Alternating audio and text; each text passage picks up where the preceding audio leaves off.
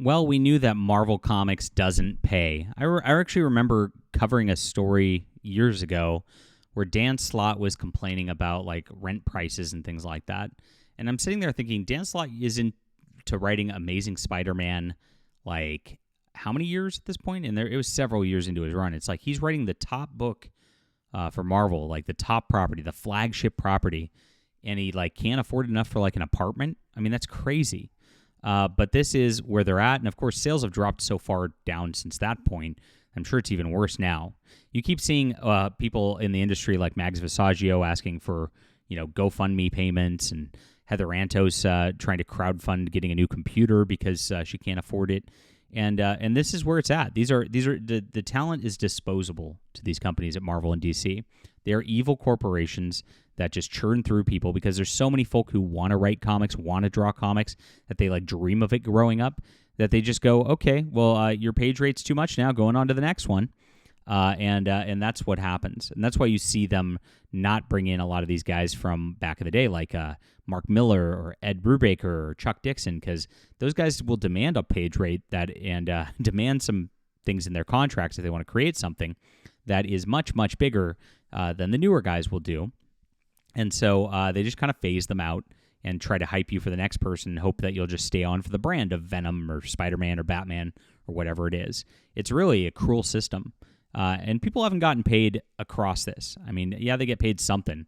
I saw some comments when I posted this article earlier saying like, well, they've signed a contract and they know better. It's like they don't really have a choice. I mean, if you really want any clout in the comic book industry and to go anywhere in the mainstream industry, you have to be writing for Marvel and DC to get your creator-owned stuff seen, because it just doesn't get seen otherwise. So it's a real catch-22 for anybody in this. Of course, that's why we do something different over here, and we're not attempting to get into the mainstream industry. We're doing the opposite. We're making sure this terrible system is exposed on every front, that these companies get their due, and that is why we're so dangerous to them. And that's why we're the most trusted name in comic book news. It's fun. So please hit the like and subscribe button. Join our community here as we're talking about all important things in comic books. We have a great Discord community too if you want to hang out. And I'm a comic creator myself. Like I said, we're doing it differently. We're going around the industry, and we're just making our own books that are way better than anything that's coming out from Marvel and DC. And as you can see, we're crushing it. So this is my most successful graphic novel ever due to viewers like you. We're getting the word out. We're just making books. We deliver, and we're doing it in a way that very, very few in independent comics are doing. So books already done, guys. You don't even have to worry about it if you're new here. This is my 12th graphic novel. We put these out like clockwork, and we're going to keep doing it. And every couple months now, we're going to start coming out with a new graphic novel.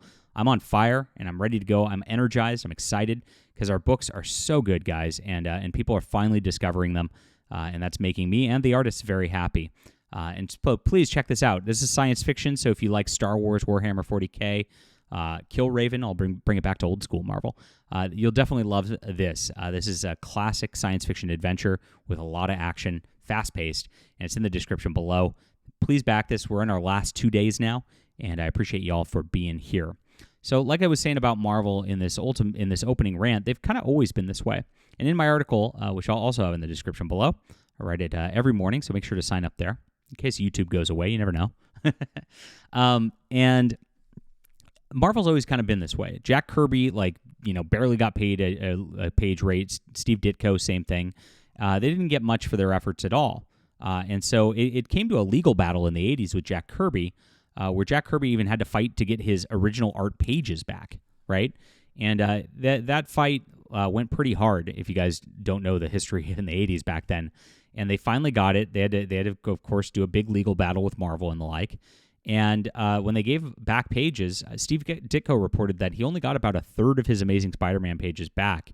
And Marvel claimed that they lost most of the others. He was very upset about that because it was a lot of his work that just went down the drain. And so artists, because they don't get paid that well, those original art pieces mean a lot to them to be able to get some extra income. And that's exactly how Marvel's kind of treated its talent all the way back in the day. Now, this is happening again and still. Now, a few years ago, Jason Aaron created a villain which ended up in Thor: Love and Thunder, and he found out about it when the movie trailer came out. Like they don't even tell them, hey, we're going to be using your characters for a movie. Like they don't even give them that kind of common courtesy. It's how much they disregard these people so much in their creative efforts. I told you, it's like a churning system. They go out and they're ready for the next person. They don't care if they're ready to stomp somebody out. And it's just how this system's been. There's a reason people who are talented enough like Ed Brubaker just dip out and do their own thing. Because if you can get to that level, if you can get to a Mark Millar level, you can make your own stuff and make money at it, and you'll do way better than you would if you were, clocking page rates at Marvel and DC for sure.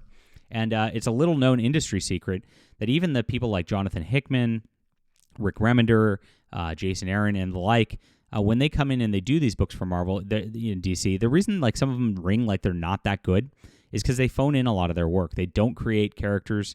Or at least they don't do it in a level like Donny Cates did with Knoll here, because they know that, like, again, they're not going to get anything for it. They'd much rather spend that effort on their own stuff where, at least maybe they can get a TV contract or something down the line if they get big enough. So a lot of the stuff gets phoned in, and that's a big problem with the industry as to why the talent's not producing some of the best work in addition to all the woke stuff that's going on out there. Now, Donny Cates and Ryan Stegman created this character Knoll in their Venom run. And Knoll's like this like god of the alien symbiotes, goes back for a long, long time. They built this whole thing up, which then, went into the King in Black storyline and climaxed there. And it was a pretty good run. I mean, I don't like a lot of the modern Venom stuff, to be honest, and I thought they did a really good job on it. And I'm not huge fans of these guys individually, but Ryan Stegman's art's beautiful. And Donny Cates actually did a pretty good job with this. So Marvel now is coming out with a new Venom movie called The Last Dance. And it's going to be the third Venom movie. I think Sony's running out of their contract license, trying to squeak out everything as fast as they can. And apparently Knoll is going to be the villain in the movie. Now, when Ryan Stegman and Donny Cates, heard this, they heard it at the same time we did. And you could see Ryan Stegman actually made a post here. He said, yes, I did co-create Knoll. No, I didn't know until today that he was going to be in Venom: The Last Dance as the trailer comes out. So, like I said, didn't even have common courtesy to inform the creators that they're using their creations.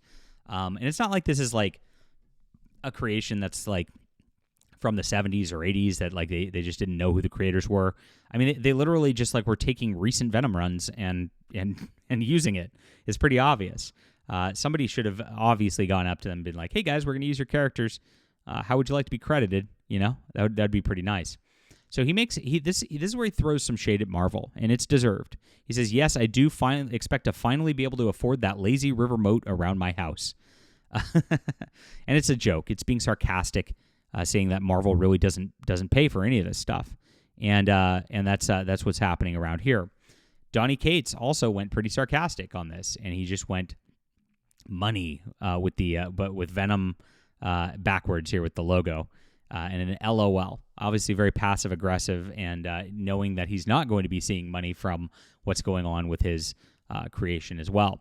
So both the creators made a statement, and this is definitely throwing shade at Marvel. It's a middle finger at Marvel for how Marvel treats them, how they don't pay their talent well enough, and how they just make these movie properties, make millions of dollars off of it, and the real people who actually create these stories get zero. It's really, really sad.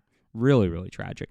Other creators chimed in. We had Jed MacKay and Ryan Ottley on this as well. Jed MacKay is currently on the X-Men. He said, send me a picture when you install the giant blinking neon fart zone sign atop the stately Stegman Manor. Obviously, Jed MacKay knows from experience that Marvel is not going to pay out on anything like this. Ryan Ottley made the question mark, Marvel pays creators percentages for their creations across all media types now? Woo, get 2 moats. And Ryan Ottley, who drew Amazing Spider-Man for a while there, knows obviously that Marvel does not pay on anything. And so that's how it goes. Now, my rumor that I was told from an industry insider that they give a flat fee of $5,000, like a, here you are, here's your bonus, when they use something like Knoll in an instance like this. Now, that's not enough given like the creation of this character, the use of this character. Really, really sad. It's just that is a token payment, as we call it in the industry, and nothing more. So these guys get pretty much jack for having worked and slaved on Venom for a lot of years. They really did, and Marvel just does not respect its talent whatsoever, All the contracts are designed to screw people because they know there's somebody else who will just fill that seat if they leave. And this is part of what's led to the comic industry's decline in talent in recent years. It's really, really sad to watch. All right, leave a comment down below with what you think about this. Hit the like and subscribe button. Subscribe to Fandom Pulse, and please back our awesome creation, The Hidden Emperor. This is direct to you guys, and it is 100% in support of me and the artist here. Really appreciate you guys. Hope we earned your support, and we hope that through this, we'll earn your support for future volumes as well. I appreciate you, all the comic readers, for being there. We'll be back soon.